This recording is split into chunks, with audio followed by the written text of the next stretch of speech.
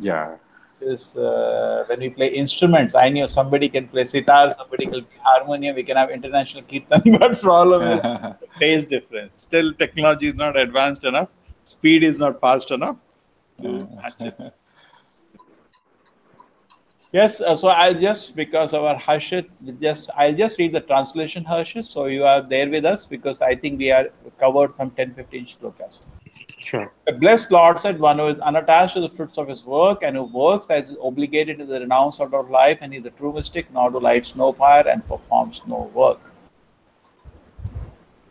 Okay, this is the first thing Krishna has started explaining in this chapter about Ashtanga Yoga, his developing and the feature. Okay, so real renouncement, generally people idea of renouncement is to dump everything and just sit idle. Krishna is saying no, that's not a mistake. Who lights no fire, performs no work. That is not renunciation. Okay? Sure. This you can read the book later. I'll just not, because if I start explaining, all will take time. What is called renunciation is the same as yoga, or linking person to the supreme. For one who becomes no one can become a yogi unless they renounce the desire for self-gratification. Okay, real renunciation is actually renouncing the desire for. We don't renounce the world. We renounce the way we are looking at the world. There's nothing wrong with the world. The wrong is the way we are looking at the world. Because some people get scared of the world and they sit inside in the forest. Practically in Kali Yuga, that's impossible.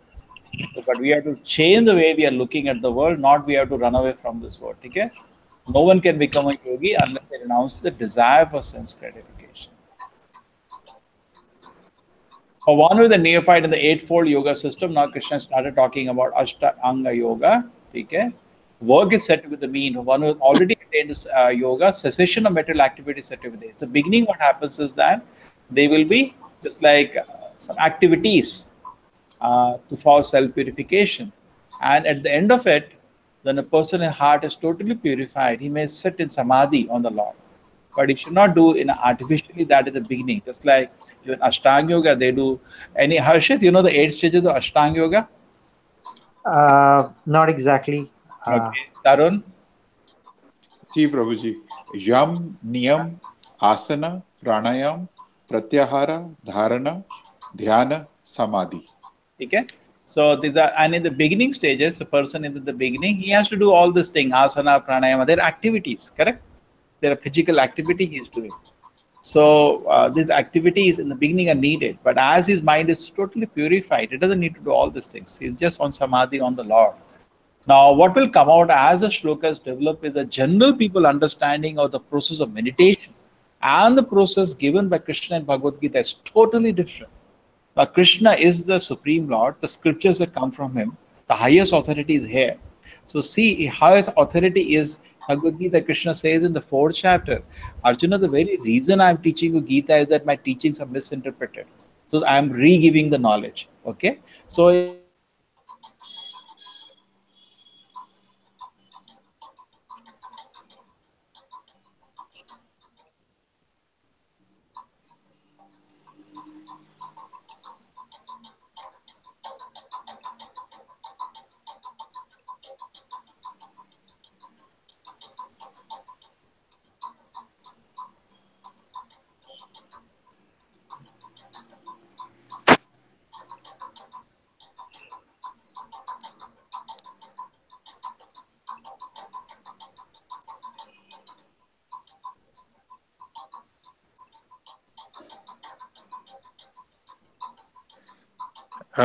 I cannot hear anything. Are you able to hear?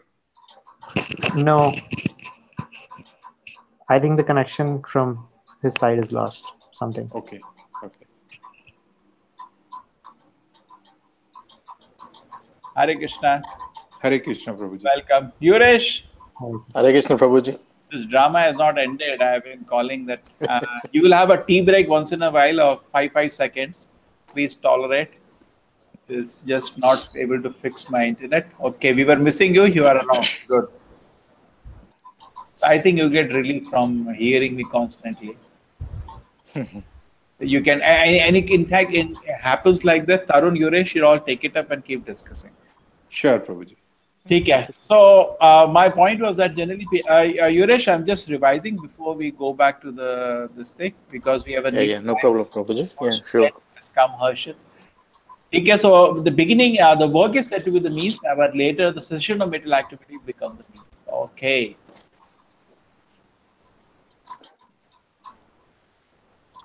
Hey, there's a little sound in the background.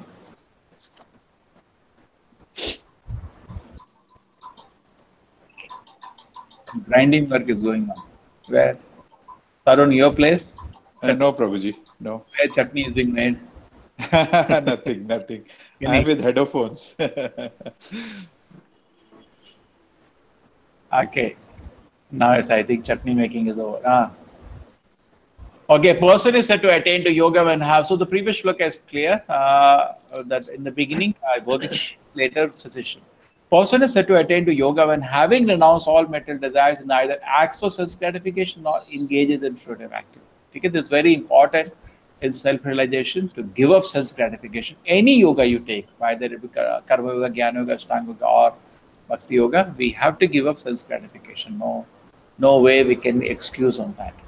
A man must elevate himself by his own mind, not degrade himself. Mind is the friend of the conditioned soul and is his enemy itself. This is a very, very famous shlokas, 5th and 6th, about mind control. We always quote it in the classes. 6th one is also similar shloka.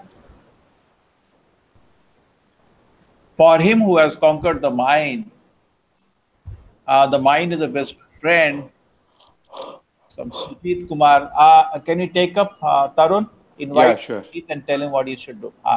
One who has conquered the mind is the best friend. For one who has failed to do so, his mind will be the greatest enemy. Very beautiful verses. Many people say Gita is a myth. This is a myth, huh?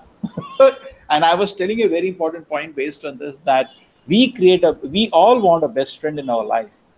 Your mind can become that best friend which you're searching for. And we are all scared of a greatest enemy, and you can make your mind the greatest enemy. Tarun, say welcome Sujit.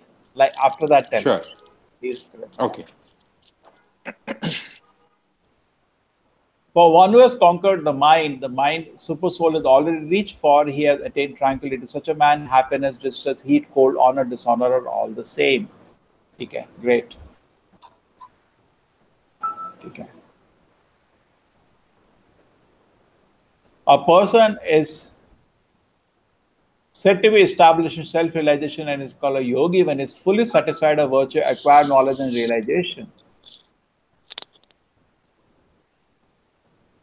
Such a person is situated in transcendental self-control. He sees everything, whether it is pebbles, stones, or gold, as the same.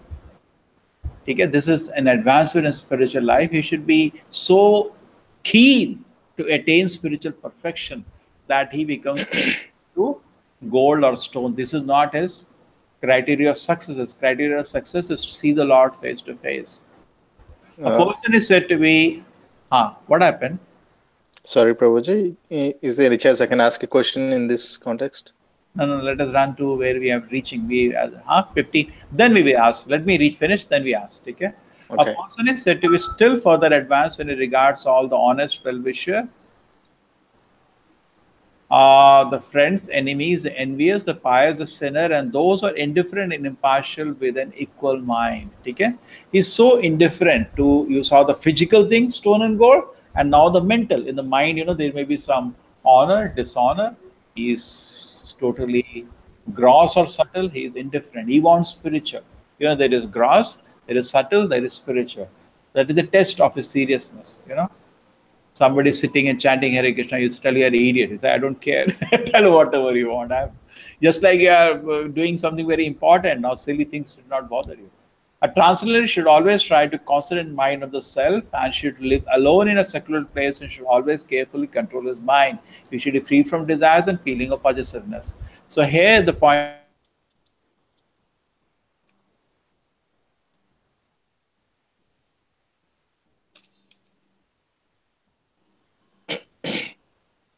I think we have again lost him. So this Yeah, was please text continue, 10. Tarun Prabhuji. Yeah. Text 10. A transcendentalist should always engage his body, mind, and self in relationship with the Supreme. He should live alone in a secluded place and should always carefully control his mind. He should be free from desires and feelings of possessiveness.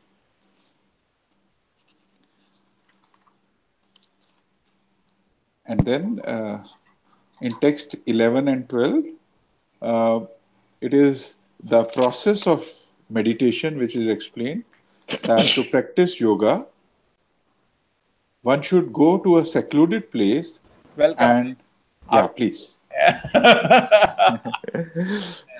This is been a harassment for me, and he has not visited. I told him so many times, please visit. To practice yoga, one should go to a secluded place and should then sit on the kusha grass on the ground, covered deer skin, a soft grass. The seat should neither be too high nor too low. I should be situated in a sacred place. Yogi should sit on it very firmly, should practice yoga by controlling purifying the heart and fixing the mind on one point. Okay? Now look at it, something is interesting which comes in the next point. Shaucha Deshe. Now, next shloka you see.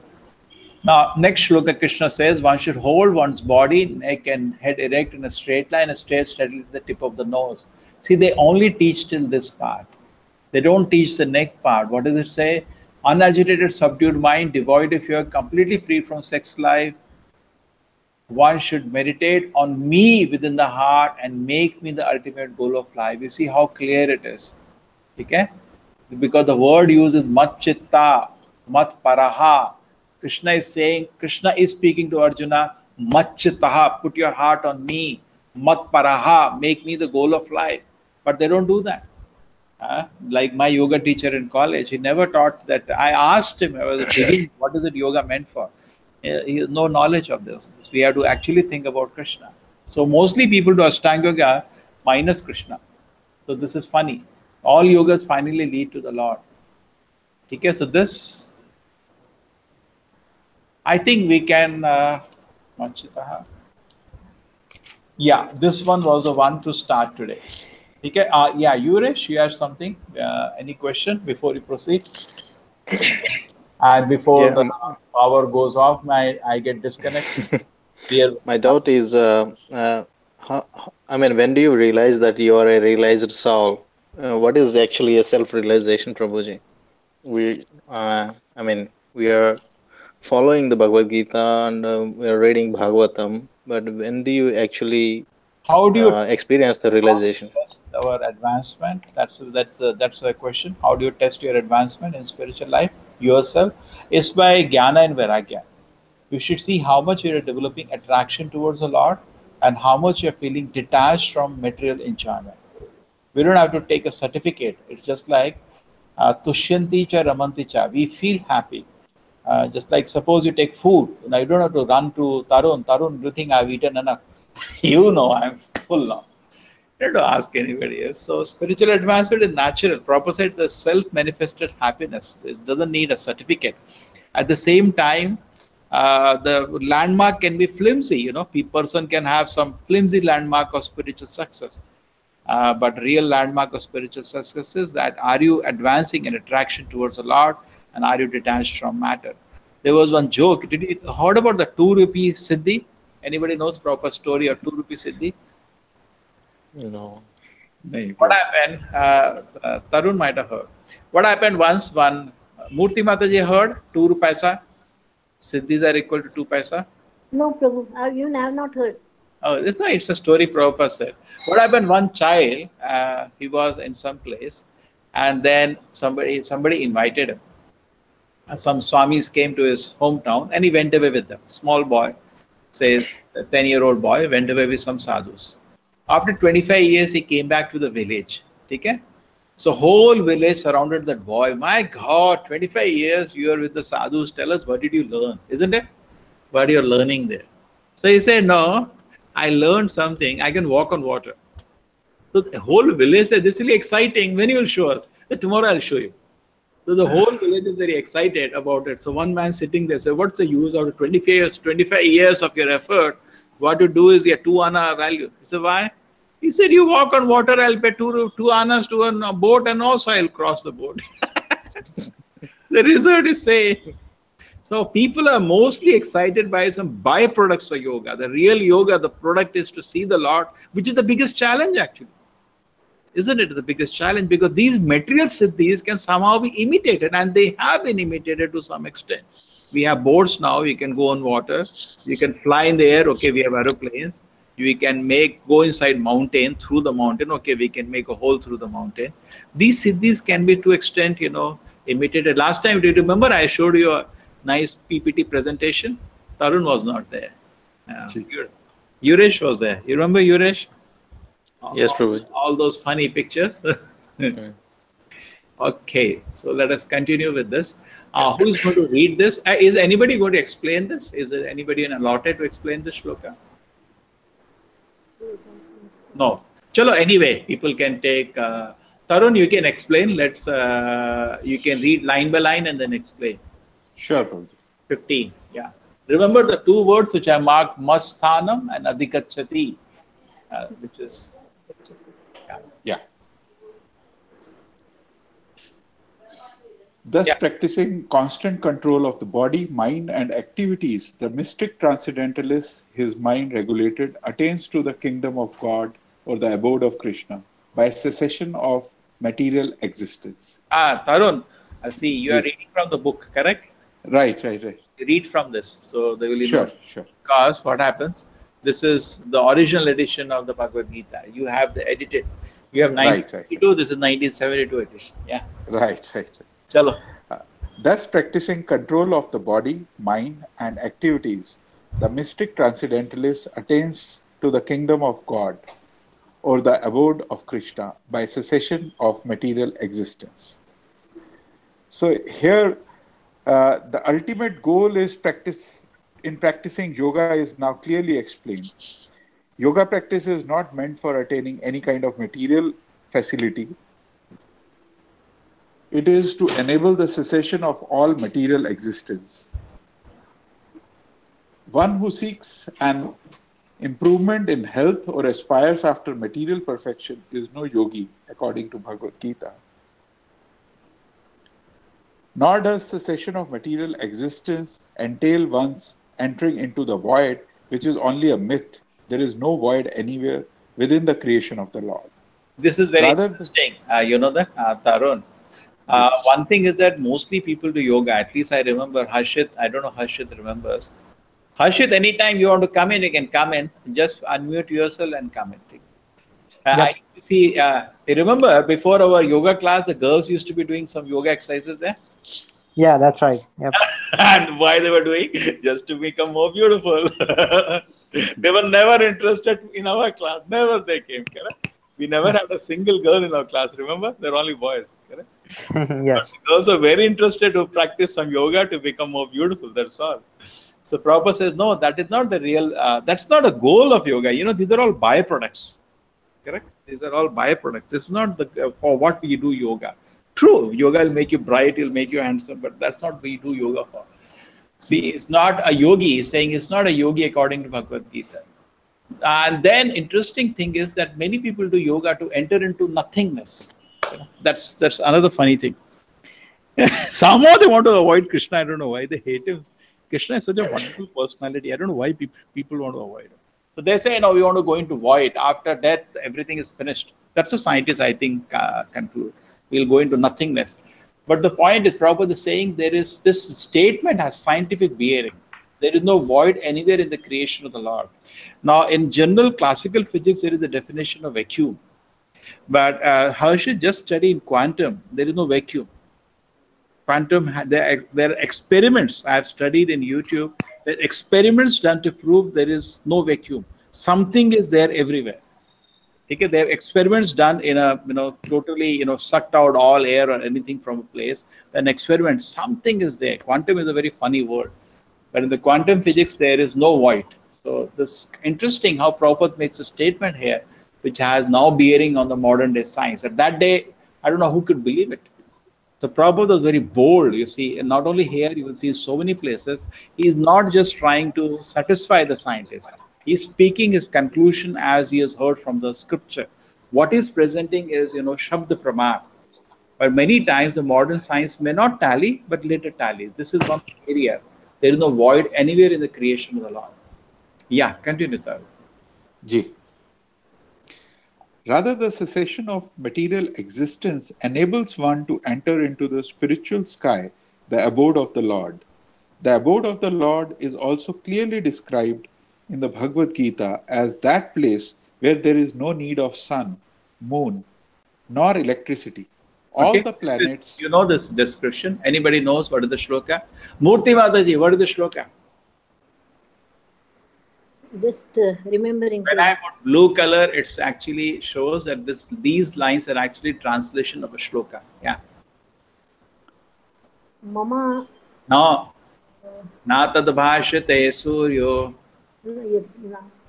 Na shashanka na pavakaha.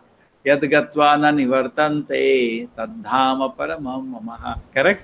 Natad bhashyate suryo. There is no sun or moon in the spiritual world. Everything is self-luminous.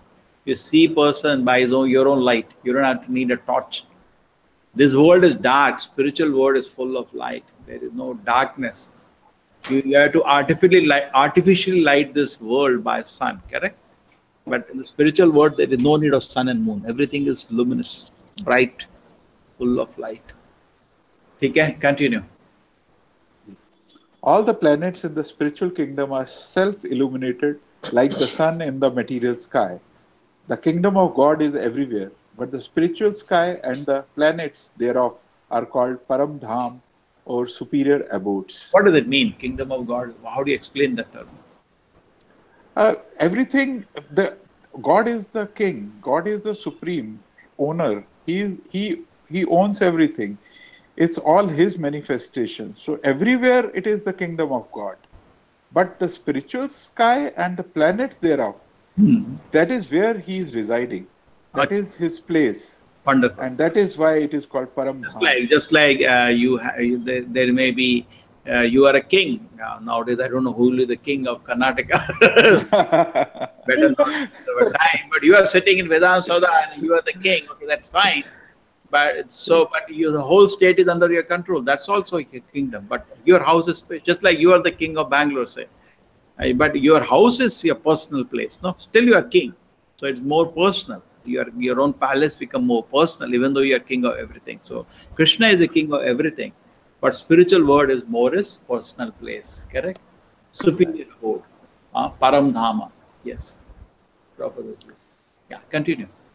A consummate yogi who is perfect in understanding Lord Krishna, as is clearly stated herein, by the Lord himself, can attain real peace and can ultimately reach his supreme abode, the Krishna Lok known as Golok Vrindavan. Now, see the three words which are used here are extremely important. These words we should show to every Ashtanga yogi. Please explain this, because they have to accept the authority of Bhagavad Gita. Everybody. Correct?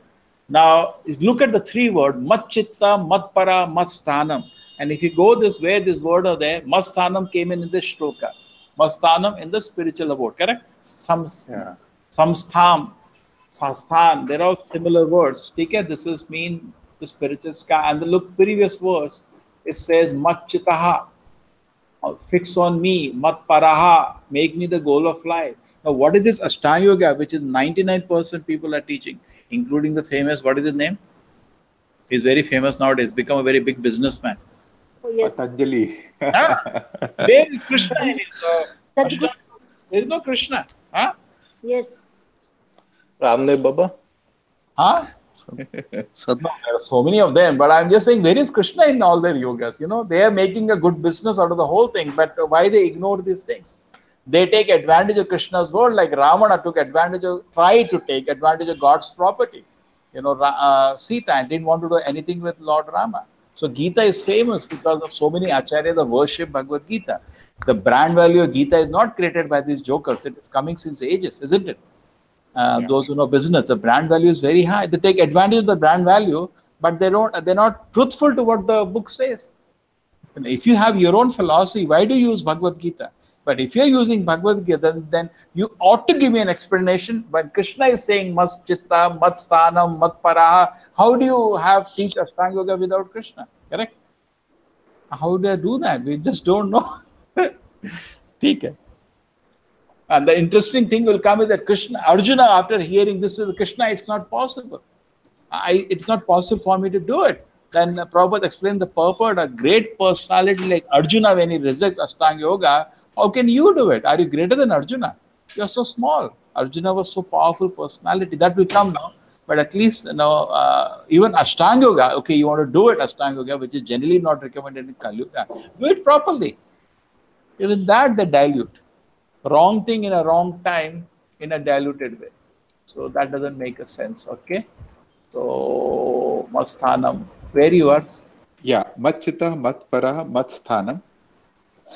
So in the Brahma Samhita, it is clearly stated, Golok eva nivashti, that the Lord, although residing always in his abode called Golok, is the all-pervading Brahman and the localized Paramatma, as well by the dint of his superior spiritual energies.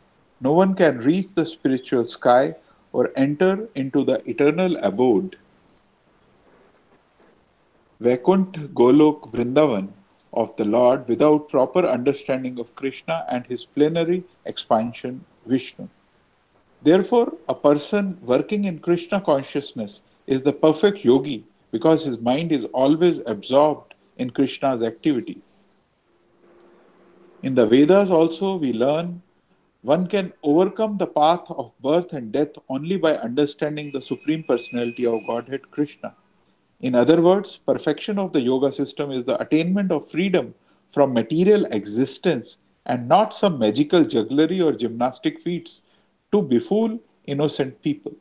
Correct. That's what it has boiled down to today. Yoga is just some kind of magical jugglery and gymnastic feat. That's all it is today, isn't it? That's all. Some magical jugglery, I remember when I was a small boy, maybe 10th, 12th class, in the newspaper, some yogis' photos used to come on the newspapers. They are sitting and trying to jump, 1 foot in the air as they are meditating. And that used to be the attraction. And that's all we used to think is the power of yoga. But actually, where the yoga is, that's not the goal of yoga. The goal of yoga is to see the Lord face to face. The goal of yoga is to, what is said, to detach, the freedom from material existence, detach ourselves. And most of the yoga societies will not teach that you have to give up intoxication, you have to give up all sinful habits. They will never teach it because they lose customers. Correct? So, sometimes when you're selling diamond, there may not be many people. But if you type yoga, you get all these funny people only. Magical jugglery or gymnastic feats. Okay? Any questions? Badrinath, Yuresh, Tarun, any questions? Prabhu, Yeah. see, they say yoga has to be done to improve one's health.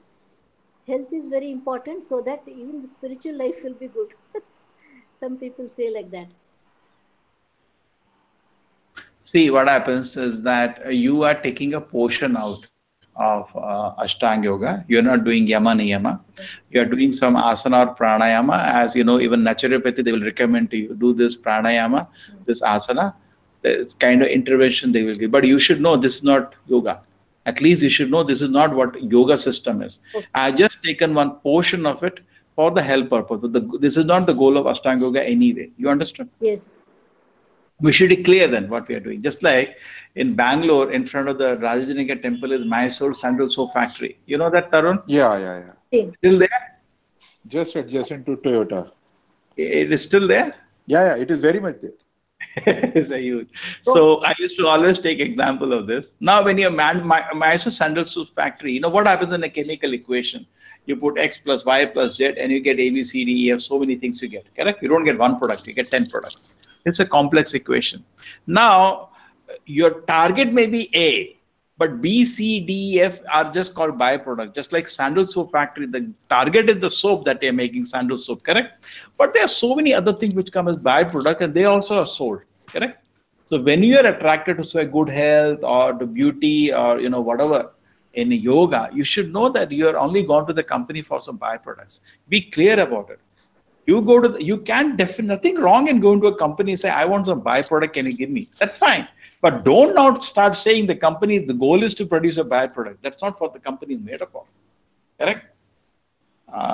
It was just a portion of it. Okay? The goal of the company was something very serious. The goal of yoga is actually to make you see God face to face. That's the goal of Ashtanga yoga. Face to face. Like I'm seeing Harshit face to face, Tarun face to face today. Like that, you can see Krishna face to face. That's the goal of yoga. Any yoga, Ashtanga yoga, Bhakti yoga, Gyan yoga, any yoga, goal is to see the Lord face to face. What I'm saying is why people are teaching these yogas without the Lord, minus Krishna. Just like Kamsa. They so much hate the Lord. Bhagavad Gita minus Krishna. Somehow kill Krishna. You can kill Krishna two ways. You can physically kill him or philosophically kill him. Correct? The attempt is same demonic mentality. Somehow kill him. And even the verses of Bhagavad Gita is saying Krishna is there. No, they'll present it in a way. I don't know how they manage to do that. Only they can understand. Okay, now continue 16th. Prabhuji. Anything else? Yuresh? Here, just above those yellow lines, it's saying that one can overcome the path of birth and death only by understanding the Supreme Personality of Godhead, Krishna. But we also know that Krishna is inconceivable. So how can we understand? One can overcome the path of birth and death only by understanding. Yeah. To as much Krishna is revealed, Yuresh. To as much. So we cannot completely understand. Yeah, perfectly. Even he doesn't know himself. Forget about you.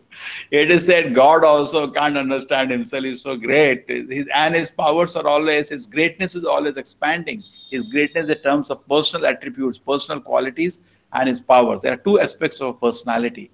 Like Yuresh has two aspects. One thing I'm seeing as a person, correct?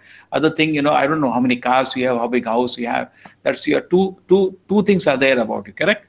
So Krishna also has two aspects. One is personal qualities and one thing is power.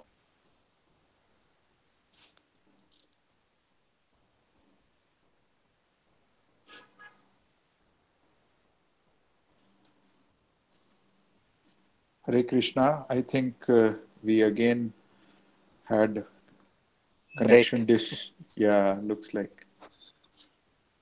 So, shall we proceed to verse 16 then? I think we can still discuss on the same until Prabhuji comes. Okay. Let him come. You can read it, Prabhu. I think so. So, Yuresh, can you again read that portion out? Can you read Prabhuji. that? Yeah, one can overcome the path of birth and death only by understanding the Supreme Personality of Godhead, Krishna.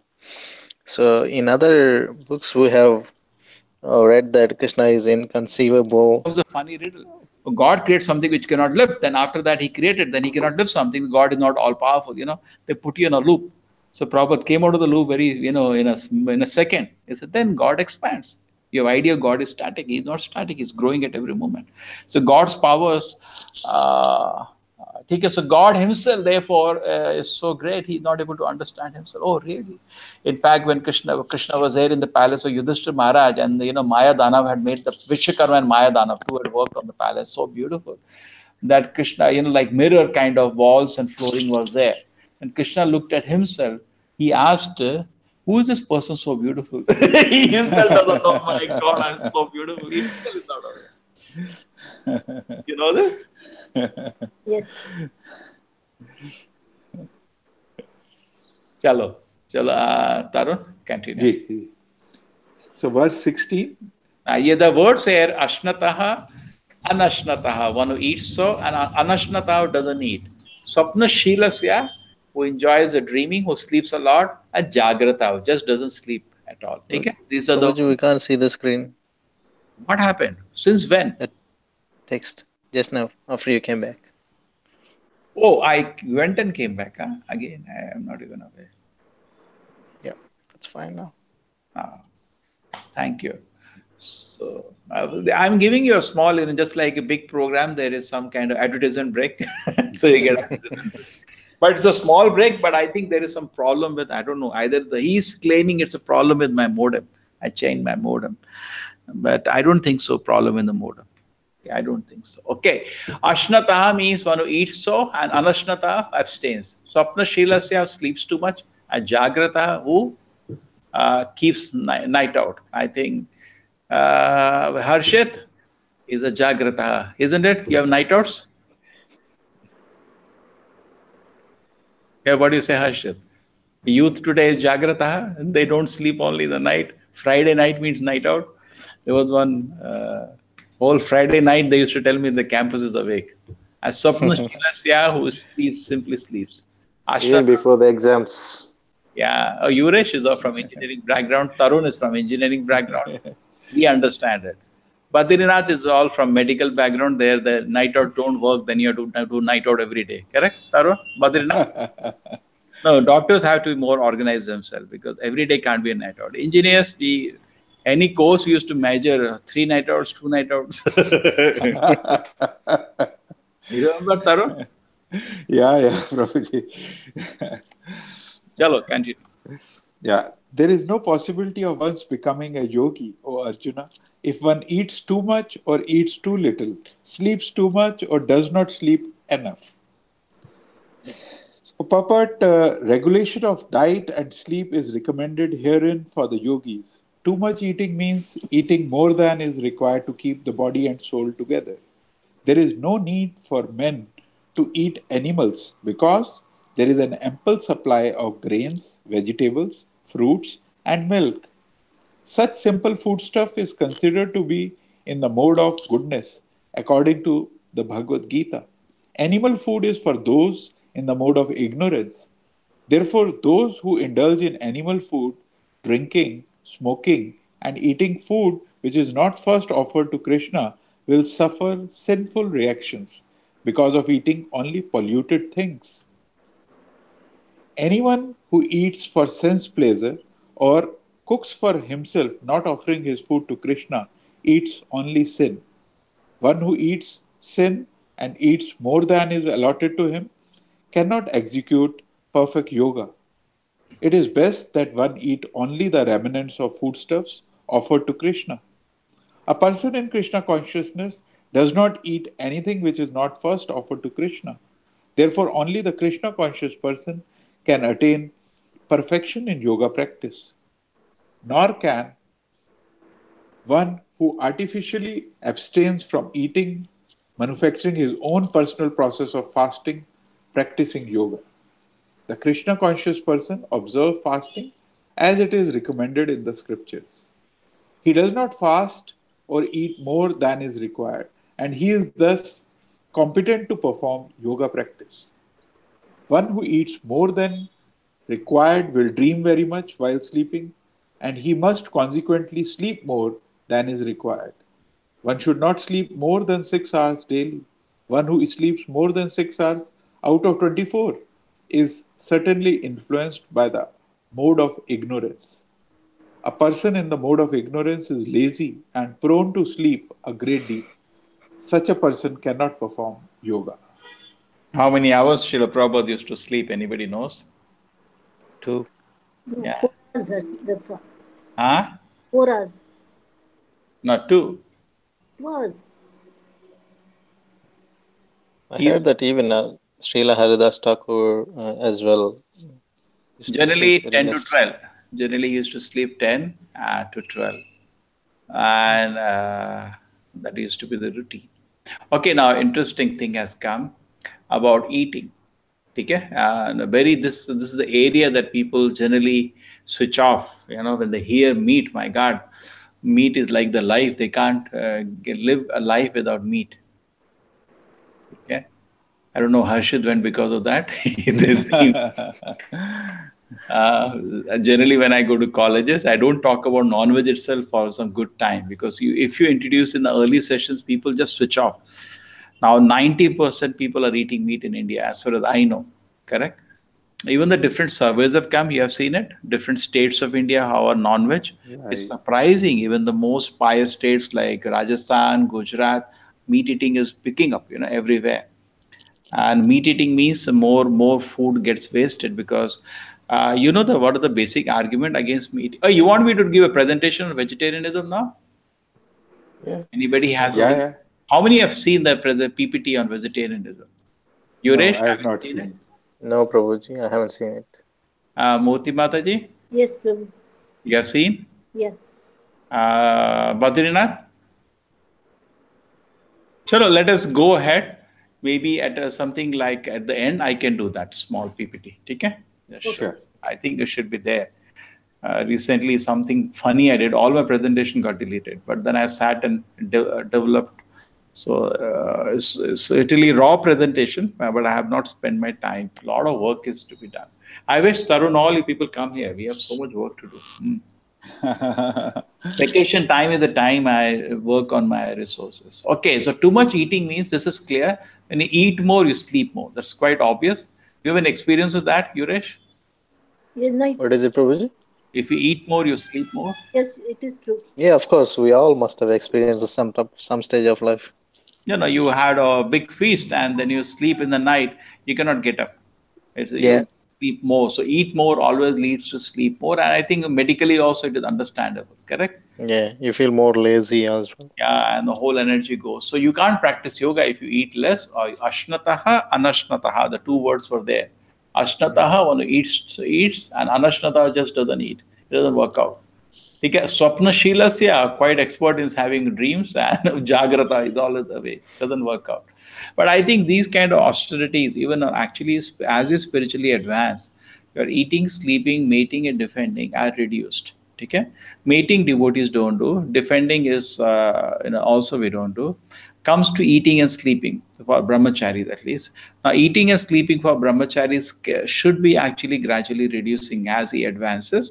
But Prabhupada says the austerity should not be such that it start disturbing you. But as you advance in spiritual life, person's eating and sleeping starts reducing. Do you agree to this principle? Now, if I come to see some devotee and he's having 100 items and he's eating, we definitely get a shock of our life. It looks contradictory to his renouncement. He should be eating less. So eating less also keeps our Prabhupada says if we sometimes we are in doubt whether we should actually in the beginning state that we are in, we should sleep as much makes the body fresh. That's I'm telling you the thumb rule. Don't try to do extra austerities now. You sleep so that you are fresh when you get up. You eat so that you are you get what you can digest. Eat as much as you can digest. That should be the principle now. But as we advance and we become very healthy and happy in Krishna consciousness, very happy, satisfied in Krishna consciousness, then our capacity to do austerities increases. So those people, they start reducing their eating and sleeping. It's quite natural for them because they don't want to waste their time because they want to be more alert in service to Krishna. And the Goswamis in Vrindavan were just sleeping for 2 hours a day. And they're eating. Raghunath Das Goswami used to eat half glass of buttermilk. That's it. Even Shukadev Goswami, the great sage, just stand in front of the house in the morning and put his palms. And whatever milk they give, he drink few, palm full of milk, and that's over. All eating is over. Just imagine a whole our day goes, what I'm going to have for lunch, I'm going to have for dinner, what is for the breakfast. And then in between also some juices, some crumple, some patram, never ends. So their mind is distracted away. So they just, because they're so much absorbed in Krishna, imagine. So it should come naturally. We should not, because Prabhupada says any austerity, if taken, should not be such that start disturbing, correct? We can't even chant. Some people take austerity like that, you stop chanting. So don't do like that. But as you advance, naturally, we start eating. I think first stage is when people come to temple, we say eat as much as possible. First stage. And the second stage, when people come, that's what you do in the beginning. Anytime a person comes to a program, first time, what do? You feast him as much as he can do. The second stage, what we do is that we say you eat little less, eat at regular times. That's the instructions are different. And later, the eating reduces, they eat little. So that is actually, Prabhupada says when you're in doubt to eat or not, say extra chapati, better don't eat. Because if you eat less, you will become weak, but you'll not die. But eating more brings diseases for you to die. So in that sense, it is there. But here, better than eating more is eating less when you're in doubt. More diseases come by eating more. The shloka is saying not eating more, not eating less. But if you are in doubt, better on the lower side. And also by Krishna book, it is said by eating less, the senses are very much controlled. The mind becomes calm. Extra eating agitates the senses. They say, the tongue, the belly, and genital are in a straight line. So if you eat more, your belly expands and it presses the genitals and you get agitated. So controlling eating, they say by controlling the mouth, you can control your Krishna consciousness. And mouth does two things. Mouth means tongue, eating and speaking. So only eat Krishna Prasadam and chant Hare Krishna. Which shloka says that, Mataji?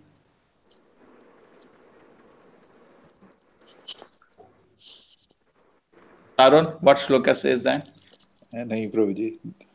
I know there is a shloka which says, no, Bhunjate Tegtu Agam Papam. Bhunjate Tegtu Agam Papam. There is a shloka which says this. Tara Made Jiva Hoti. You are singing every day in Mahaprasad. Bhaktivinoda Thakur. Tara Made Jivati Jiva. Devamaya Sudharmati. Takejita Katina Samsare. Krishna Bada Doyamwa. So tongue is among all senses the most difficult to control, but if you can control by giving Krishna Prasadam, that happens. So now Prabhupada is saying that for Bhunjate tu agam papam ye pachanti atma karana. So this can easily be, see, all the shlokas are easily accomplished within Krishna consciousness. So if we eat only prasadam, automatically this instruction is done. We don't eat bad, we eat only sattvic food for our advancement. Best eat only the remnants of food offered to the Lord. That's the best and highest thing to do. Okay? That's the highest thing to do. Okay. And then would artificially abstain from eating, manufacturing his own process of fasting, practicing yoga. Don't do that. Okay? And don't bring some very heavy austerities. We recently read in Bhagavatam, Prabhupada says same thing. Don't get disturbed by that. One who eats more than required will dream. This is common sense, we agree. One should not sleep more than 6 hours, or sleep too much are influence of mode of ignorance. And in mode of ignorance, you cannot practice yoga. Okay? So we should keep ourselves fresh and alert. For that, eating, sleeping should be managed. Now, you want me to show the small presentation of vegetarianism? Yeah, Yes. sure, Prabhuji. Yes, The Tarun, Ashish Gar, can you invite and tell them Sure. the video sign? Okay. Yeah. By that time, I'll take care. I'll get you this.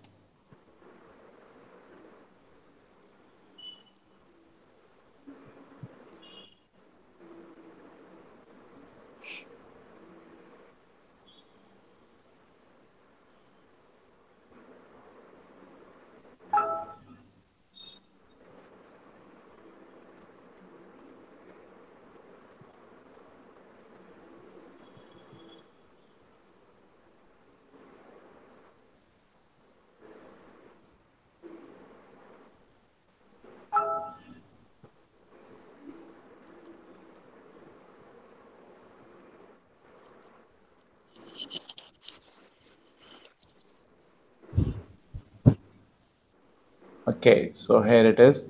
Now I'll do like last time to show you all effects. What do you think is fine? None of us are in a hurry, no? So we can see the vegetarian is the point, so it will be clear. Okay.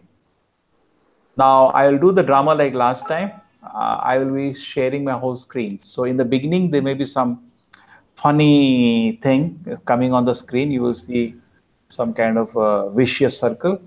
But ignore that, and when you see the screen, tell me now, Yuresh, you are seeing the screen. Okay? Okay, you see the funny thing now. Okay, and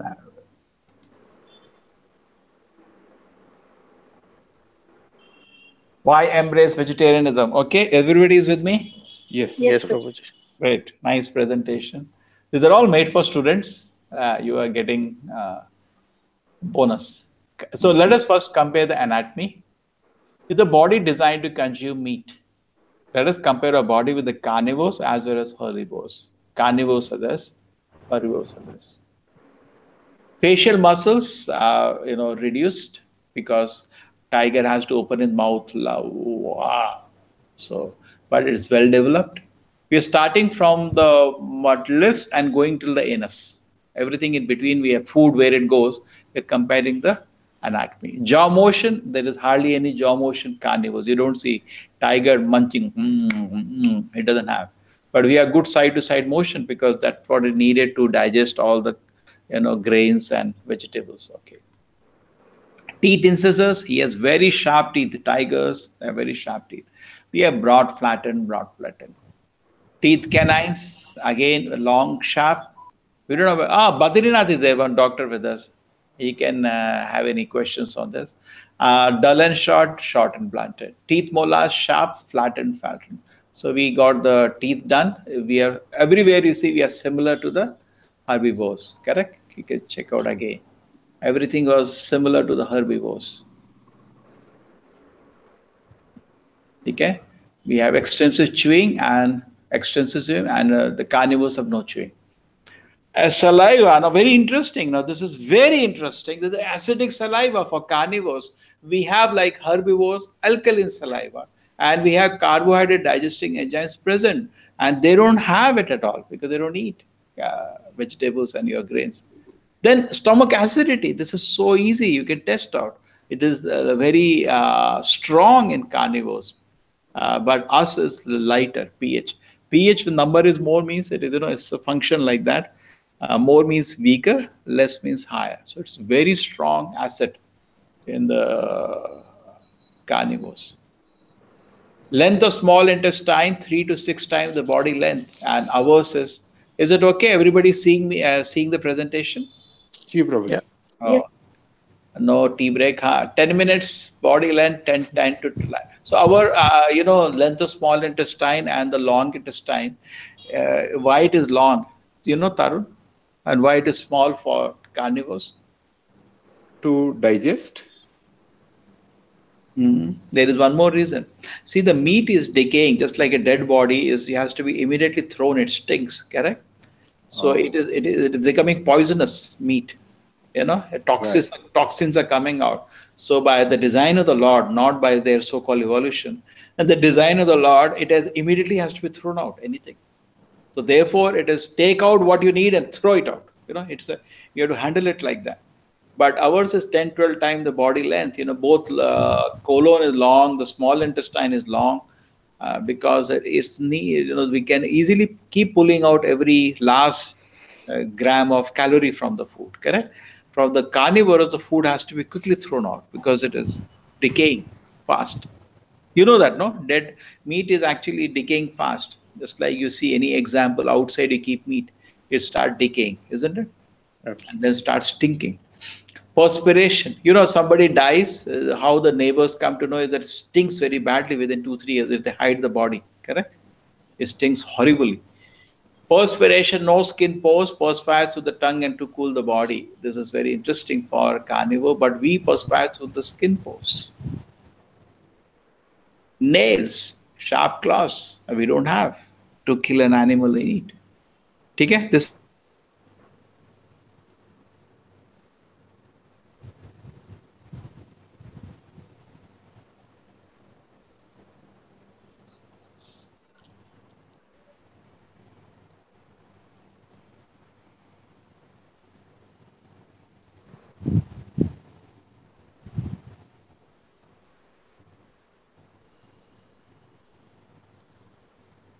I think we have Another break. Yeah, looks like the internet is gone. Yeah. But the screen is visible. Yes. Yeah, I think it's struck, Prabhuji. Right.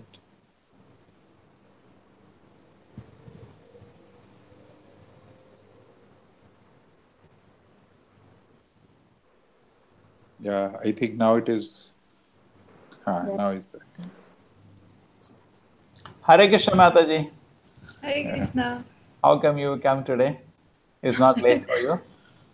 Yeah, Chaitanya slept, Prabhuji. Oh, good. I was just if you remember, I should show the vegetarian presentation. Yes, Prabhu. I was just revising that today with them. Okay? Yes, Okay.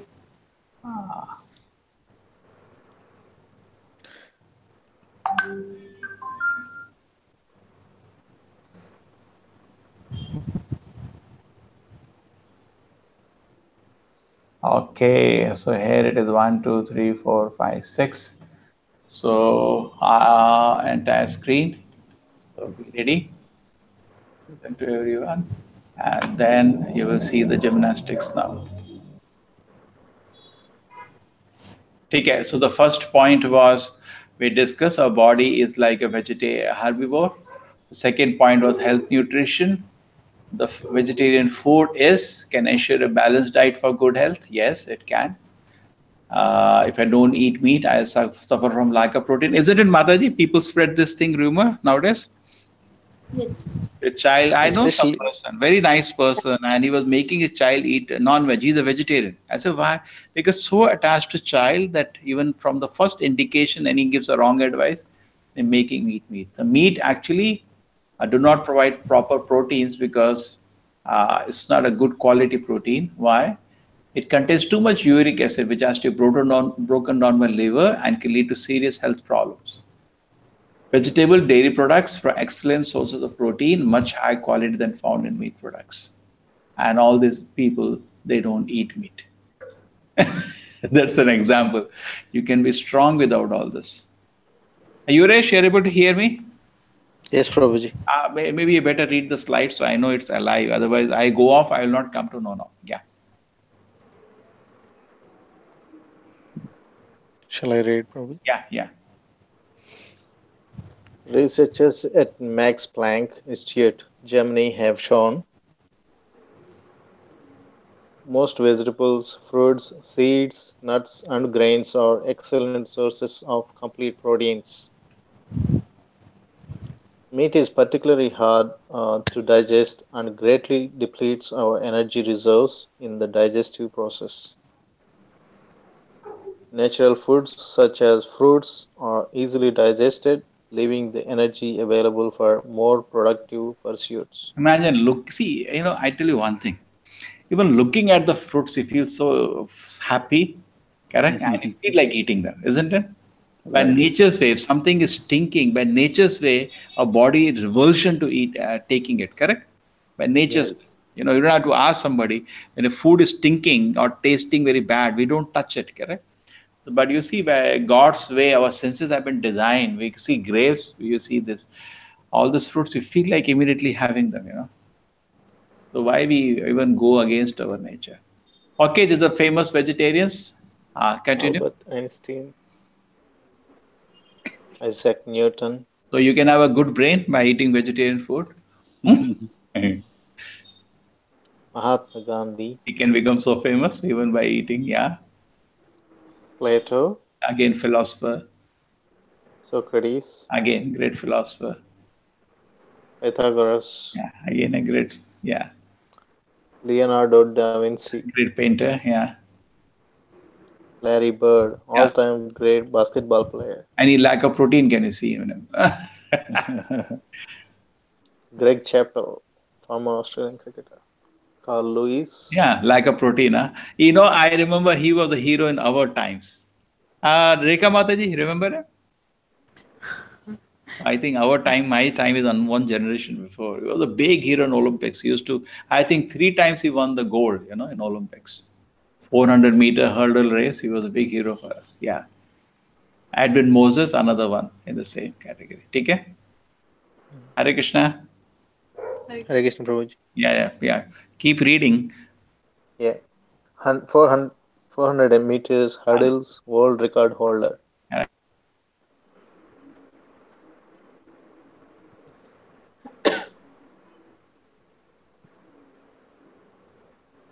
Krishna Prabhuji. Lost the connection again.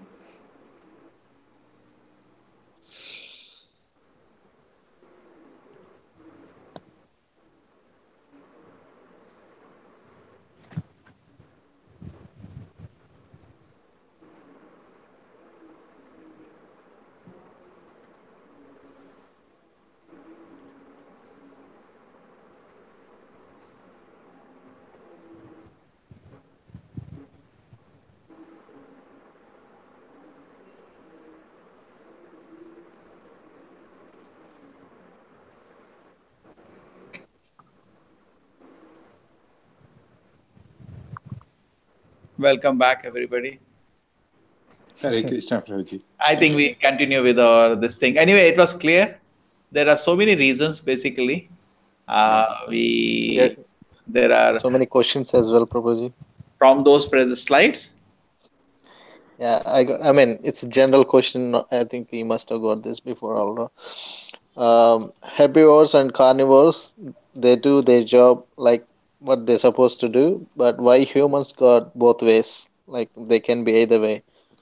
So Yeah. why God has designed us in such a way? All answer.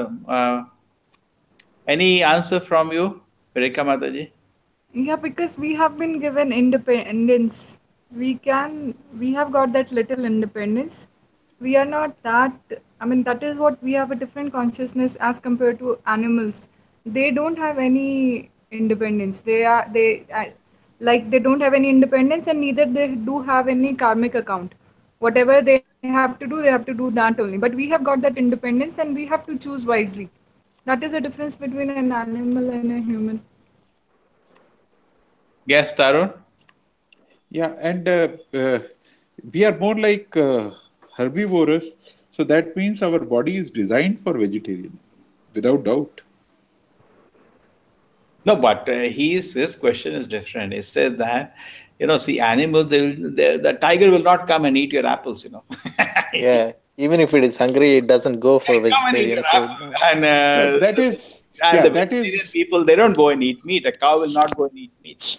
They will yeah, just. that is because, as explained by Mataji, that our hankering for that kind of food in our previous janmas, God said, "Okay, become lion and eat all the meat, all the time of your life, because that's what you are hankering for."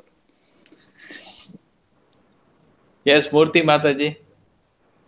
You see, man is this thing, what you call most powerful living entity compared to all these people. So he has a choice. He has to make it properly, though his body is not designed for to eat non-veg food. I mean, meat for meat. Okay. So the freedom has been created, choice has been created, because now he should have the maturity to choose what he wants to do. And every time when he choose, he's advancing one big step in Krishna consciousness. Krishna consciousness, we are strengthening our free will. Yes, Krishna, yes, Krishna, yes, Krishna. There is a choice being given. And every time you express your choice to serve Krishna, you are increasing your love for Krishna, just like an examination. Small children's, like in colleges now, their schools, they're saying don't give them examination, just simply pass them. So all these animals don't have any examination, they simply pass. Okay, this analogy fits. you know there's pre, first, second, third year, they are avoiding examination nowadays, simply deposit the marks and pass them.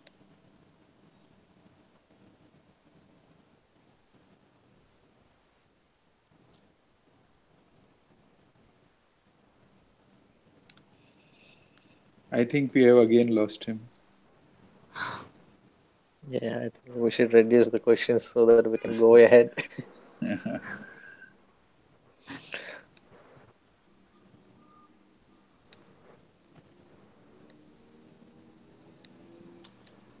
It's basically a lot of Gone doctors again. also recommend non-vegetarian food, especially in overseas. It's very hard to be a vegetarian and be free, and that's one of the discouraging things here. And I mean, mostly vegetarians are a minority in this part of the Yeah, world. yeah, right. So whenever we go to doctors, they see us like some strange people. You are. Oh, okay. You people continued the discussion. That's great. And just message to me, Yuresh, that not able to hear, Yes, because I probably. don't know. I keep speaking and the Yeah, signal is not going. Okay. yeah. Okay, Yeah. Prabhuji. So tomorrow morning I have to go to the internet office only. Yeah. So what was the point we were discussing? Uh, why humans are allowed to choose to? So my I question to mean, Yuresh About was meat that, eating. were you a good student in college time or a bad student? it's very hard to say, Engineering, Prabhuji. engineering, we were not. I was not a good student in college. I was definitely not. and we used to hate the teachers. But a good student, particularly I remember in the schools and all, we really used to enjoy, we used to love the teachers, so much. Isn't it, Tarun? Right, right. And we used to have an exam, we used to come home, what a good exam the teacher gave. Such a nice question it was. So if you become good students, we love this examination process, which starts from human form of life. So we have to accept it is for nothing lamentable in Krishna's kingdom. It's wonderful design of Krishna. Even old age is such a wonderful design. It's so auspicious. Nothing negative actually. Your death, wonderful exam of Krishna. Many people get frightened when death is coming. Don't get frightened. Nothing bad Krishna does, accept it. It's a good examination. There could not have been a better thing. Sometimes when Krishnas we see wonderful pastimes in the Krishna Leela, we say, oh my God, Krishna is so wonderful. Isn't it? We say that? Right. Yeah, keep responding to the guys. No, I'm not doing this. Sure. So, when we see Krishna's Leela, right, we're reading on Krishna book on Sunday night, Hare Krishna Prabhuji. I think gone. Lost again.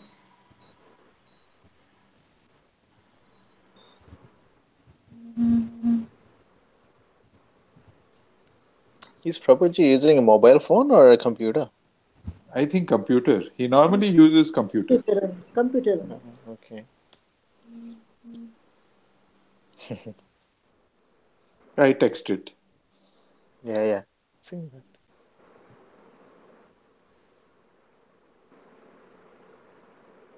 Prabhuji must be talking by now, thinking as if we are listening to him. Yeah.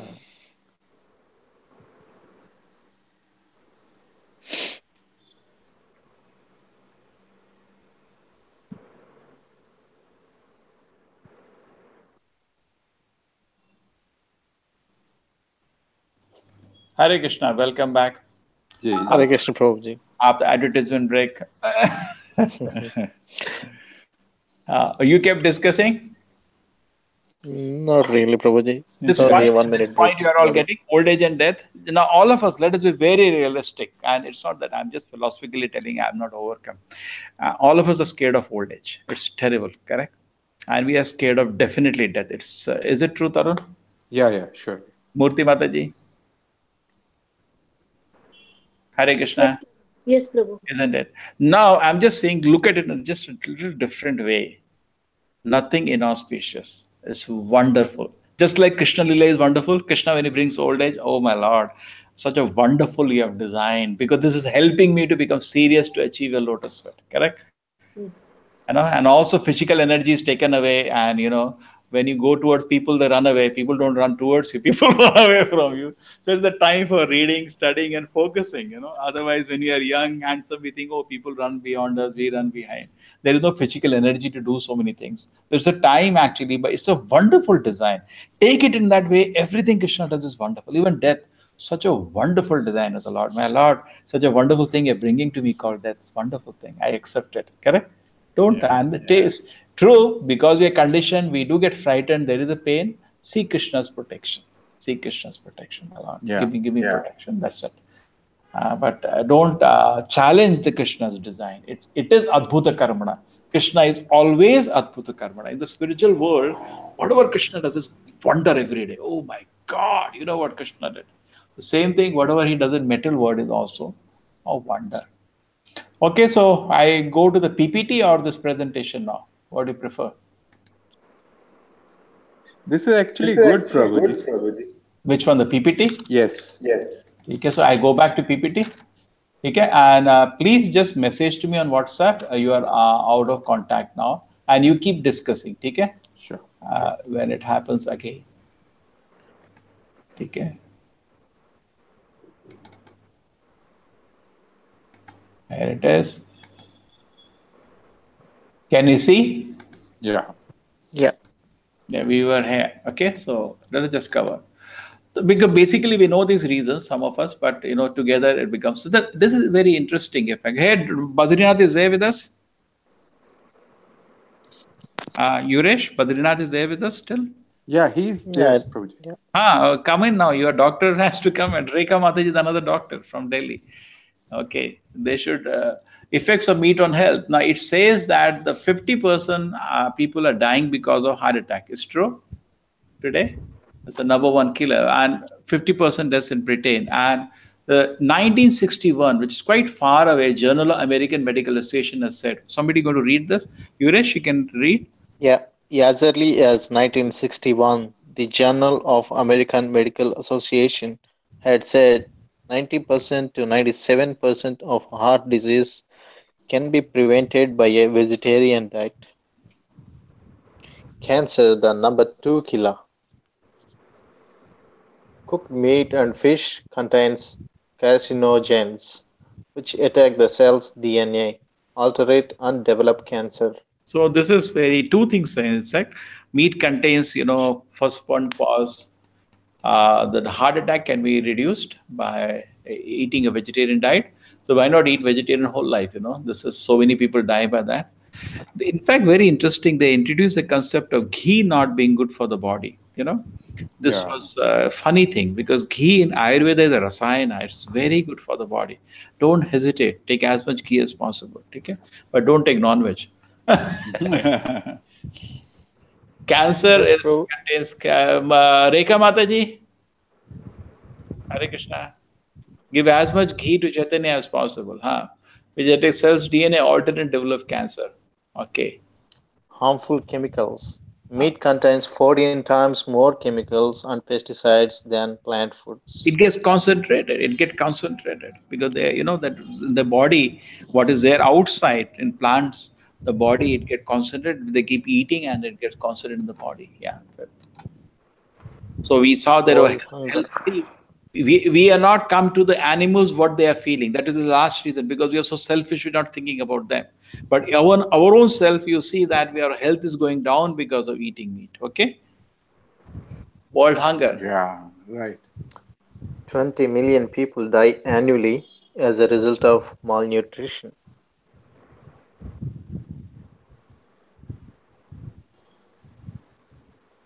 Yeah. Can you see this? Yeah. UN Secretary General recently admitted that meat consumption in rich countries is key cause for hunger around the world. Yuresh includes your Australia, huh? You are a citizen now Yeah, but of Australia? yeah, probably. So you are Australian. You are responsible for hunger around the world, yeah? Well, Explain this. You are an engineer. Yuresh, explain this diagram. How can you convince people about this? 16 kilograms grain, 1 kg beef, Got the picture? 2 people, 20 Okay. people. I'll explain it, how it works out. Anybody got it? How does it work out, this thing? How only 2 people and 20 people? Yeah, sure, I think Prabhuji. 16 kilos of grain can be fed by 20 people, whereas 1 kg beef. 16 kg grain produces 1 kg beef, and that is enough only for 2 people. Whereas 16 kg grain can make 20 people eat No, the I'll vegetarian explain food. another way. I'll explain. Ji. Say, suppose 16 kg grain has certain amount of calories. Let us go by calories. Okay? Mm-hmm. That calorie 20 people need for their existence for a meal, say. Okay? Now the same 16 kg grain, the amount of calories that it has, if you're rooting through, just like if I give to some animal certain 100 calories, okay? Right. When I'm giving that 100 calories to it, it's not going to retain 100 calories in the body. 90% you throw out by excretion and you run around. Just like we are eating so much food every day, we don't gain every day that much weight, correct? Sure. We gain only maybe 10% of the calories will be retained in our body in terms of fat or whatever, correct? 10%. Right. 90% is excreted out. Now, this is a way, if you're, because I can eat grain directly, why have to root through an animal? When I'm doing that, 90% is getting lost. Therefore, the statement that because of meat eating, world is starving. Yeah. This is a revolutionary statement. If the world becomes vegetarian today, we can feed the population till 2050. 2050. Enough grey food is there on earth. Therefore, Prabhupada saw two things. Number one, he saw that enough land is there on earth. They're not producing food because we are supposed to produce food. Prabhupada whenever said empty land, he said, why? Empty land. Why is somebody not producing food? Correct? Give it to somebody and you should produce food. You cannot keep the land empty. By law, it should be correct. Something should be grown. Why people should starve? Number one, and they are not producing. And number two, what they produce, mostly they are feeding to animals and they're eating animals. Don't do that. You don't have to do that. Why don't you directly eat? Correct? Right. Why do you do all this kind of thing? Rear animals for eating. Don't do that. You can rear animals for other things, but don't for eating. Don't do that. Yeah, just look at it. 100 million people could be adequately fed using the land freed if Americans reduced their intake of meat by a mere 10%. Look at it. Just by 10%. Even Australians, huh? Only by proportion, Prabhuji, not by number. Yeah. Yeah. Continue. The average American consumes in a 72-year lifetime approximately 11 cattle, 3 lambs and sheep, 23 pigs, 45 turkeys, 1100 chickens, and 862 pounds of fish. And the result is this. Whoa.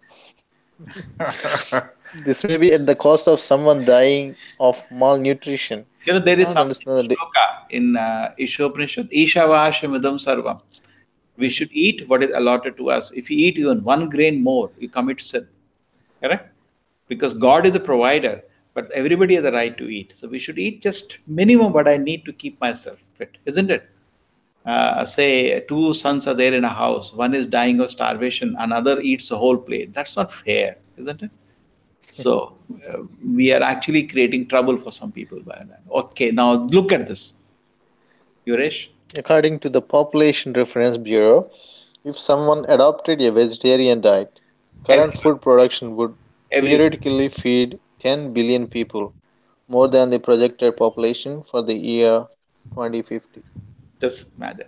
So they cannot say there is a starvation. It's mismanagement, not starvation. Okay, let us go to the next one. Cruelty.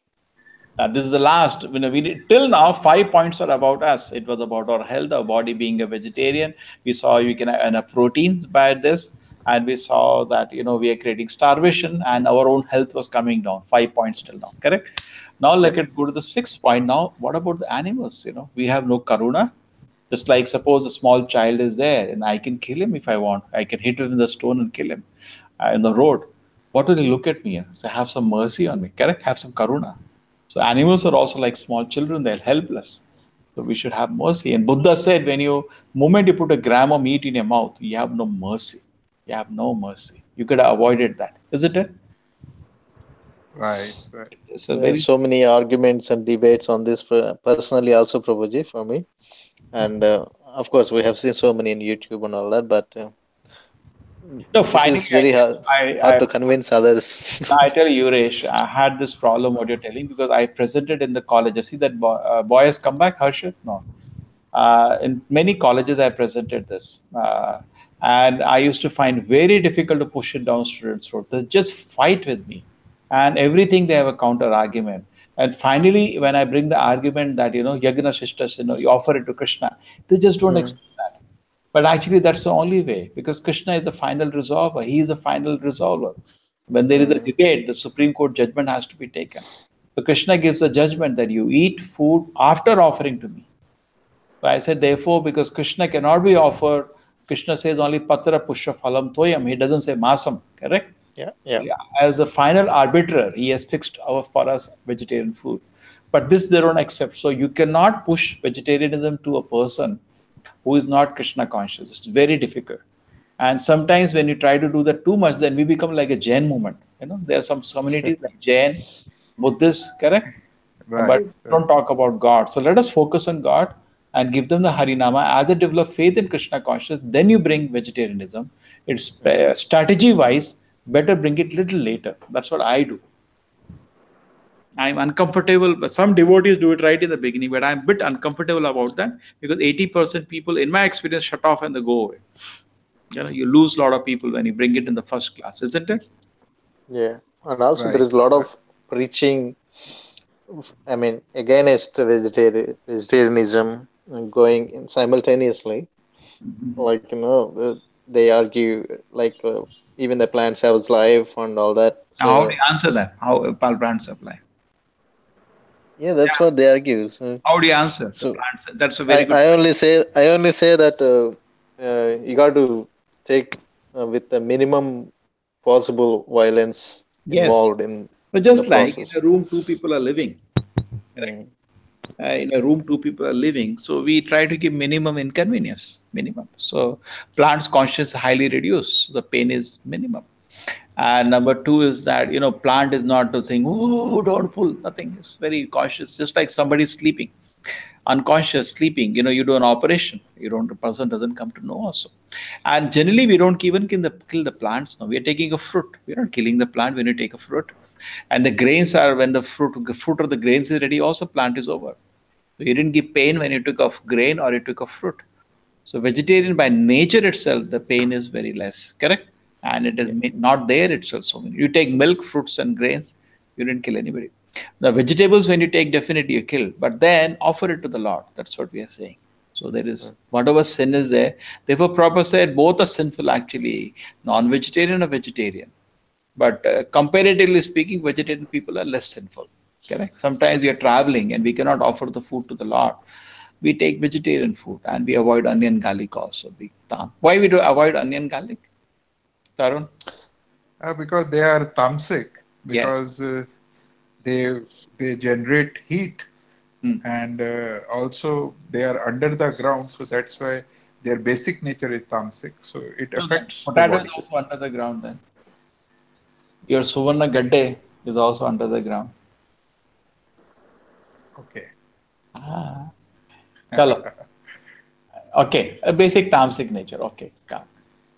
Now let us think about the animals. Who's going to Modern Yeah, you, slaughterhouse Suresh, yeah. worse than a hell.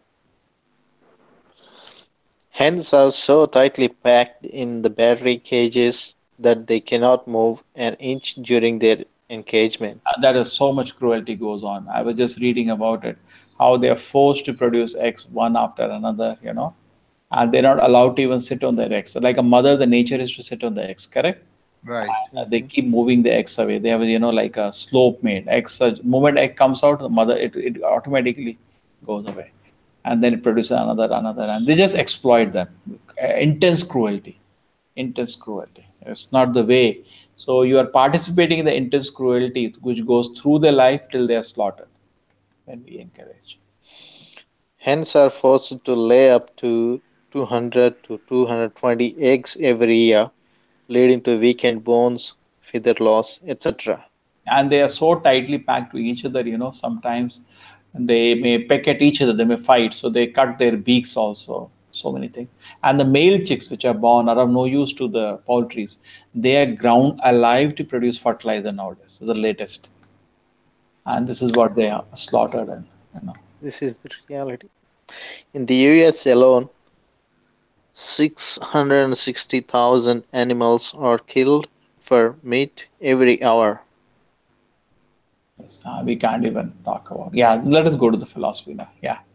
Yeah, George Bernard Shaw says, while our bodies are the living graves of murdered animals, how can we expect any ideal conditions on earth? Then this is a result. This is interesting. Who will comment on this? Tarun, how do you explain this? Yeah, because of the previous comment, Hmm. that if we are doing sinful, if we are eating sinful, then automatically our behavior will reflect that, and that's what is happening. That so many terrorists and so much violence. Yeah. The reaction comes, nature will not spare you. Now, suppose I take a blade and I kill a small child somewhere. Okay? I can do that and nobody could find out. No, the God is watching. Reaction you will get, severe reaction you get immediately. Correct? Even if they have seen the murderers, the face turned totally pale, the reaction is very intense. When a murder, have you seen the faces of people? The, Right. Mm. the whole, there is a huge reaction on the personality. It looks very horrible and dangerous, that person, by the laws of nature. And So this is what happens. This all crime that is happening today. We see in Gulf areas, people are killing each other. We don't know why they are killing each other. Simply they fight. Europe, you saw only wars were there for hundreds of years. 99-year-old, this war, that war, killing each other. So these are all arrangement of nature to punish you for what you are doing to them. Riots, wars. So yeah. It's a fact that meat eating reduces respect for all kinds of life, including that of humans. How do you say that? Value of life is Yeah, reduced. anyway, you get used to seeing blood, no? Even in medical, Yeah. they don't do that when they see blood in animals. That's why previously Kshatriyas, because they have to see blood in the war. So they were allowed to go for hunting. That's the explanation why they used to go for hunting. And when they used to go to hunting, generally they'll not kill a rabbit and all like today's people. Or like that some actor has got caught killing a black duck or something, and a rare species, some Khan. They'll not do all this funny. They will kill a dangerous animal which is creating disturbance. Just like I come from mountain, I come from Nainital area. And very common it happens, a tiger comes to the area which is carnivorous. And then at that time, the people give money together to anybody who can kill the tiger, because they don't. Sometimes government is silent, and children are getting one by one stolen. Somebody's child died, somebody's child. People get frantic now, so they're ready to give a money somebody who can eliminate the tiger. So similarly, the Kshatriyas used to be called. That person. Like Vishwamitra called Lord Rama and Lakshmana to remove the disturbing elements from the forest. You all know that? Yeah. Right. Like that, they used to go. And when they kill that animal, they used to kill in a heroic way. You just take one knife and run on a tiger, just with the knife in his hand. Some of the Kshatriyas, even barehanded, they will kill. They used to kill in a heroic way, Not like today, take a gun and shoot a pigeon. That's nonsense. What Kshatriya is that? What bravery do you show? Correct? Take a gun and shoot a small bird. Right. That's stupid. So they used to do, so they're peaceful. And then they see blood in that way, and they have to see blood because in war they have to see blood. So you see now, indirectly now, today they see blood. So many time in Mangalore area, people buy live chicken from the market and come home and they cut. And interesting. And when they see blood like that, then cutting neck becomes part of their life. They can any day kill the human being if they get angry, because it's brutal. You become brutal. In small children in America, I heard they took small children to a slaughterhouse. Say say KG people. Do you heard about that famous? I heard that, yes. And some children vomited, some Right. children cried, and others ran away. So even the children are not so polluted by this materialistic society today. You look at the natural reaction, what should be there, that people cannot handle what it is. I don't know how people can do it. How excited people are buying meat. Even in the malls now, there is a counter for meat. You see that? Right. All the big malls have one place of meat. Yes. And these are videos I'll avoid, because Prabhupada said to avoid. He said, don't show all these things. Karmic, but sometimes in college, what I do is that students who are vegetarian, they put on these videos and they lock the door. And full volume, animals are crying and students want to run away and they don't allow anybody to run away. Sit, you eat, now watch what you do. Yeah, that's what I was about to say, Prabhuji. Actually, if somebody watches what's happening in slaughterhouse, 99% of the people, they don't eat meat again. Yeah. But they don't know what's going on. And many How people much say, pain and how do you suffering say about this? behind. That some people say karmic consequences. That see, I am not killing, somebody else is killing. So how do you counter that argument? No, I think it is the one who hunts, he also get affected. The one who brings it to the, house, he also get affected, who sells. No, why? Then What is an argument? Give me a good argument for that. because he is part and participle in this whole activity See, take an example. Nowadays, word they call supari. In India, the supari is the money you give to kill somebody. So even that person is arrested, and every person Correct. who helped, who took in the auto in a murder, every person who participated in dumping the body, killing, and hiding the evidence, every person is arrested. Correct? That's Right. what has come now. Okay, Yuresh, you can read. All of our actions, including our choice of food, have karmic consequences. You know the word meaning of the word mamsa, anybody knows? No, Murti No. Mataji, you know the meaning. I think she is not there, Prabhuji. And Rekha Mataji is also not there? Yeah, she's also not there. Okay, oh, the late night, they've gone away. Okay. So what happens? Mamsa khadati iti mamsa. You know, he is going to eat me now. That's how the word mamsa is designed. That's why the picture is there. When you kill an animal like this, next life that animal will get a chance to kill you. Ah. Somehow or another, Krishna will arrange that. Yeah, read, Yuresh. Yeah. By inflicting injury, pain, and death, one must in the future experience the sufferings caused.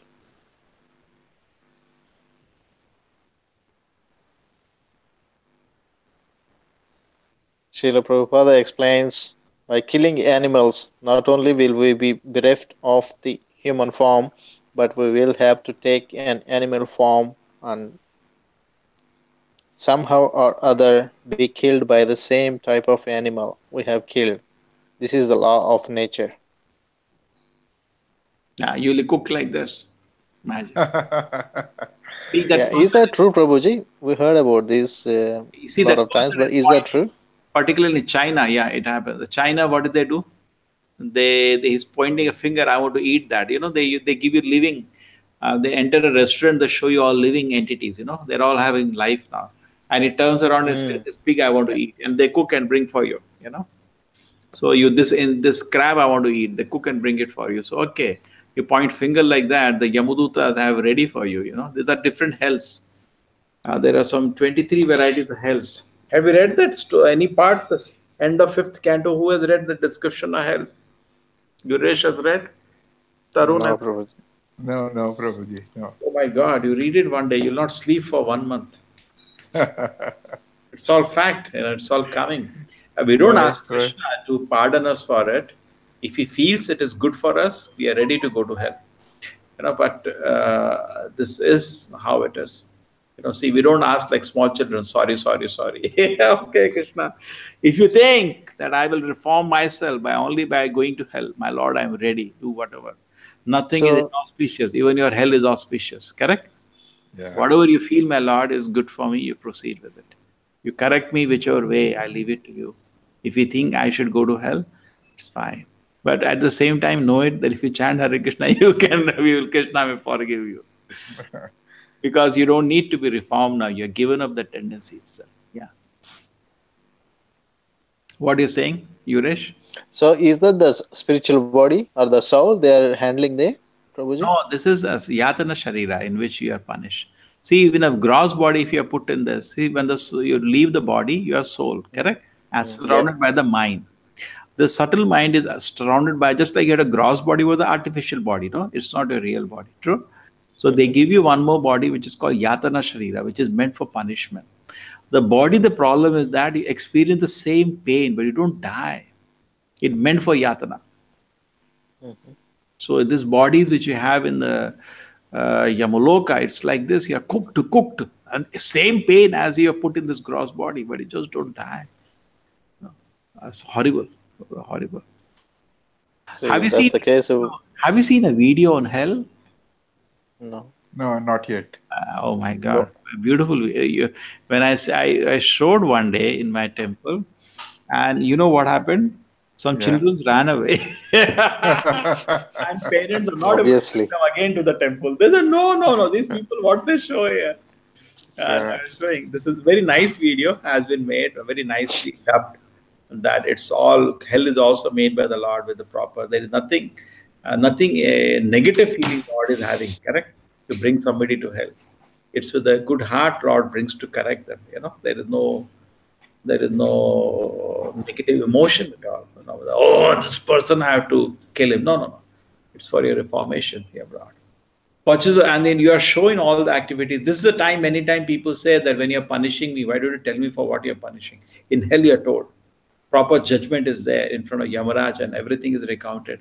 And people really repent. Oh my God, why did I do this? Why did I do this? But you have to go through the punishment now, correct? To reform you from that tendency. but it's horrible. The purchaser of fish performs violence by his wealth. Who eats fish does it by taste. The killer does himself by actually trying and killing the animal. And all these are considered meat eaters. Yeah, Srila Prabhupada explains, every living creature is a son of the Supreme Lord, and he does not tolerate even an ant's being killed. One has to pay for it. In order to revive the finer tissues of the brain, to understand subtle things, one must give up meat eating. this is from Srila Ayurveda. Prabhupada. Ayurveda says about eating milk, drinking milk for reviving the brain to understand God. There's a gentleman way of having animal food. Correct. Milk is an animal food. Correct. It doesn't kill anybody. And second thing is that brahmacharya. If you are strictly following brahmacharya, that will also activate your brain to understand God. And quotes on words personalities. Gandhi. You can read Yuresh. Yeah, Mahatma Gandhi. I do feel that spiritual progress does demand at some stage that we should cease to kill our fellow creatures for the satisfaction of our bodily Demands. demands. Albert Einstein. Our task must be to widen our circle of compassion, to embrace all living creatures, including animals. John Ullman. To say we love God and at the same time exercise cruelty towards a creature moving by life derived from God is a contradiction in itself. Yeah. Foods such as milk products, grains, fruits, and vegetables increase the duration of life, purify one's existence, and give strength, health, happiness, and satisfaction. Correct. So, so see, by taking to Krishna consciousness, we just followed what the Krishna conscious movement says. They become vegetarian and we followed it.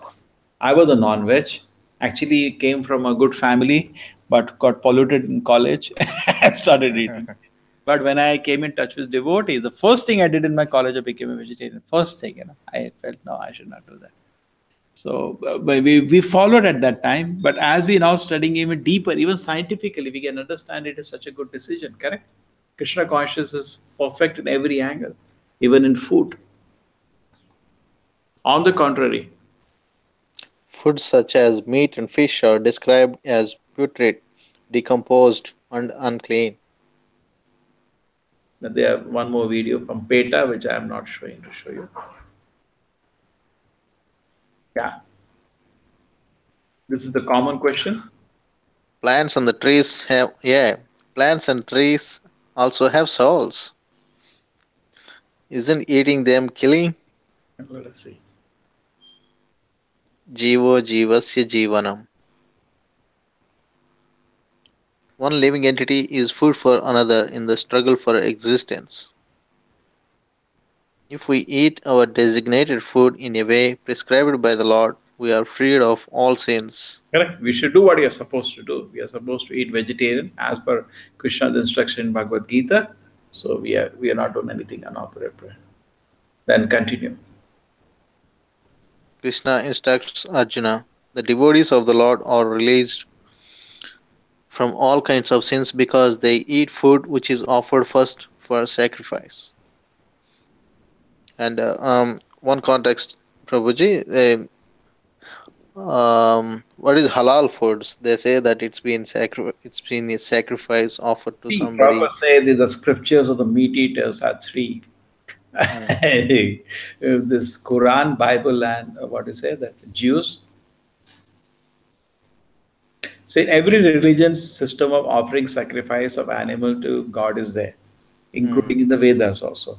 Devi Yeah. sacrifice is there, isn't it? Right. Yes. But the point is that you cannot buy from the shop. You cannot buy. Who is doing that? They buy from shops, and they try to justify, like in India we have, they go to the shops and they put a Durga statue there. They say that, it's all Kali Prasadam. Mm. Calcutta. Professor, no, that's not the way. At least in the Vedas, the way is that you have to take the animal to the forest and nobody can hear the cry of the animal. and you have to sacrifice. But always remember, this was for tamasic people, not for high class people. Even in the Quran, for high class people, as far as I know, it's not recommended to eat all these things.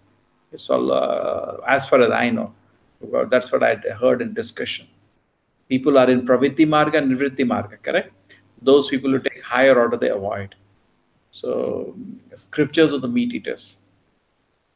See, today, now we can understand in those days, in the desert, there was nothing to eat. So there is not so much instruction in some religions against meat eating. We can appreciate. You can understand, Yuresh? Yeah. But then today, it's so much transportation, everything is available. You can get anything by a ship, correct? There is no need today. Suppose there is nothing to eat, you're stuck in a desert, you can eat meat. But how do you justify that when so much vegetables? Those instruction for eating meat or concession for eating meat was in what situation? A desert. Those religions are grown in a desert, correct? Yeah. They are not time-place religion. They're not Sanatana Dharma. So when it is you're in an area like Mangalore full of vegetables, you cannot justify eating meat now. In emergency, rules can be broken. You understand? General principle, it don't eat meat. But in an emergency, suppose you are stuck in Antarctica, below Australia, you go to Arctic for a adventure, and nothing is there, only ice. You're alone, you'll die. So you can eat meat that time. It's allowed. It's an emergency.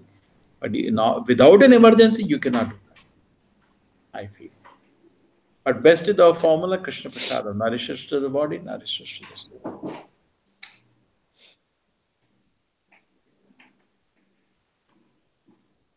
Sure.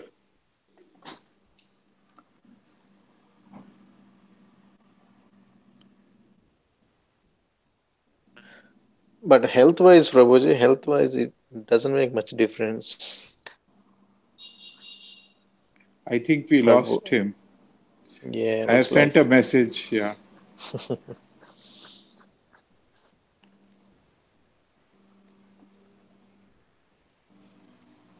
So your message goes to WhatsApp, Prabhuji, or No, through the text. oh, okay. You're saying something health-wise, no, sir? What was the question? Yeah, health-wise, I can't see much difference between a vegetarians and non-vegetarians. I think both have similar issues like cancer or attacking some other diseases.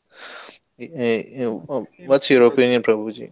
The intestinal cancers are more in non-vegetarians because actually what happens is that when you take a Hare non-vegetarian, Krishna, Hare Krishna, Krishna Krishna. your Yeah, Hare Krishna. for the food to pass through the digestive canal is always Hare Krishna, Prabhuji.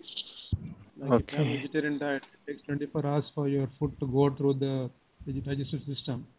If Mm-hmm. a non-vegetarian diet, it takes 3 times as long. So exposure to all the Okay. pathogens is more. So digestive cancers are more, like stomach cancer, colon cancer. They're more in non-vegetarian than vegetarian. That is definitely See, proved. doctor is certified. Yeah, that's good to know. Krishna consciousness is, so wonderful. Even doctors will come and support. Wonderful what you're doing. Prabhupada used to say, find fault with us once. He was so confident. When you follow Krishna, it will be perfect from all angles because Krishna knows everything. He has designed the body. He knows that. And you feel also so happy, and it is just the tongue which is forcing you to eat meat. And nobody can just have meat, meat is like a vegetable dish in one corner. You can't just have meat. So you will be having rice, you will be having chapati, you will be having everything, you will be having vegetables, you will be having paneer, you will be having chole. One corner, one small dish. For that, somebody had to die. It's very unfortunate. We can't control that, isn't it? Yeah. Reality is, because I have been a meat eater, I know. It's really cruel, actually. Chalo. So thanks for joining in. We finished and we see where we were in the book. We lost track of the book itself. Oh. 16 is finished. 16 we finished. Last time I was talking about, okay, anyway, so we done 16. We start from 17 next time. Ji, Prabhuji. Okay. Should we divide among both of you? 3 of you can divide? Yeah. Okay. So I will open my cheat sheet. I told you there is a book I have. Notes. Yeah. I'll show you the notes today. Here it is. Can you see the notes? These are the notes. Okay, okay. Nobody sent me email to send you, so I could not send. Okay. Oh, yeah. Get That's in. for every chapter, Prabhuji? All the chapters? It is 21.3 MB. Okay, so I can send it by Gmail. Yeah, everything is there. Whole book is there. And I'll just show you the book. I'll open the book and show you. Okay. Here is the book. Now see the thing book. This is written by some disciple, Gauranga Priyadas, dedicated to his guru. Okay, now you see that I'm going because I have to go too quickly. This every chapter, every shloka analysis is going on. So where we are 6.17. 17. 6.17 we have to start. So we discuss 6.16. Okay, comparing Ashtanga Yoga and Krishna consciousness. There's done some summary studies also. It's interesting how it develops. And then 6.18. How to meditate, how to describe professional status, selection, professional status. You have to start from 70. 70. Eating, so it's an extravagance. The notes, basically it's the notes. Okay? Right. You can see the notes are here. Okay, so I just more interested in making it into group. I'm more interested in because I relish more reading proper books than too much of notes in the clobble our head. We don't relish in reading. This is what I all need. That's all from this notes. So the flow of thoughts. So we have done still 6 point. We are in the further stages of practicing of yoga. Okay, section 3. So 6.10 to 6.32, we have done some portion. Who will going to complete this now? Prabhuji, I will do up to 23rd. I have actually already done, prepared. You do till 32 then. Finish it. Okay, fine. Okay, Yuresh? Yes, Prabhuji. You note down, please, section 4. 33 to 36. 33 to 36, necessity of controlling the turbulent mind. Yeah. Badrinath? Hare Krishna. You like to take one portion? Next time, sir. Okay. You can take this one, 33 to 36. That is simple. This is the controlling. Yuresh, you can take the next one. Destination unsuccessful yogi. Okay? This is 37 to 45. Okay, and then the last one, topmost yogi. So this is all we need actually. Rest. I'll send to you. Send me the email. I will send to you. But actually, it becomes too tedious. It's too much. There's like rigorous notes. We anyway are relishing, and it is understandable when you're reading. Just like all the thoughts in your mind that are going, that is being organized in this notes. Everything. It's like I get exhausted. The notes are too exhausted. You can see we were reading it here. Extravagance and 4 demands of the body is a block advanced in spiritual life. Yoga should eat only what is required, body and soul together. It's too much eating, don't do.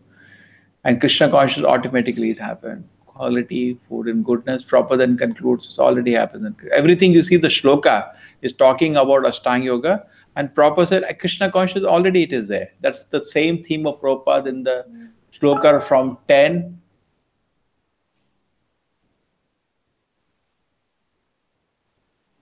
Hare Krishna, you are with me? Yeah. Prabhuji, we are with you. Scared, because I'm there on the screen, but I go. So you see the theme has been till 17 shloka, that whatever is being said, Prabhupada said, anyway, it is there in Krishna consciousness. Correct? It's a Krishna conscious commentary of the Bhagavad Gita.